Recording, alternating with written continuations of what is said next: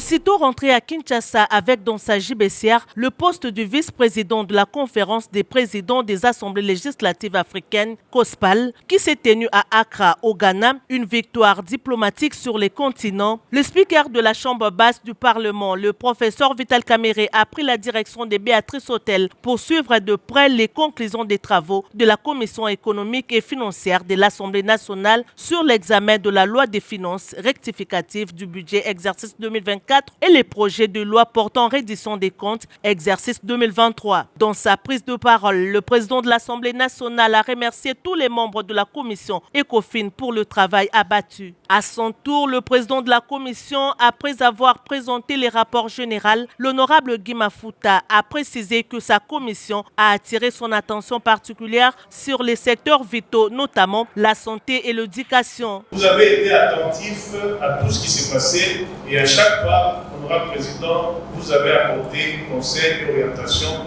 dans l'intérêt de l'avancement de notre pays. J'aimerais avant toute chose, honorable président, remercier également les collègues membres de la commission qui ont travaillé avec abnégation. Jour après jour, les collègues étaient là à temps pour partir quitter ces lieux tard parce qu'il y avait la volonté de trouver des solutions pour que chaque Congolais bénéficie d'une quantité équitable de ces ressources qui sont exprimées en chiffres dans ce budget. La commission ECOFIN avait eu la charge, après la plénière à l'Assemblée générale, d'examiner en profondeur les deux projets de loi. La commission ECOFIN s'est résolument engagée à travailler en amont par un contrôle parlementaire efficace. Parmi les recommandations, nous citons le respect des affectations des ressources budgétaires et l'équilibre dans leur taux d'exécution, la réduction des trains de vie des institutions, l'équité et la justice pour l'amélioration des vies de tous les Congolais. C'est tard dans la soirée que les honorables membres de la Commission économique et financière ont clôturé les travaux de l'examen de la loi portant la reddition des comptes et le projet de loi des finances rectificatives de l'exercice 2024. Le rapport a été adopté par tous les membres de la commission et renvoyé à la grande plénière du mardi 29 octobre 2024 pour le vote.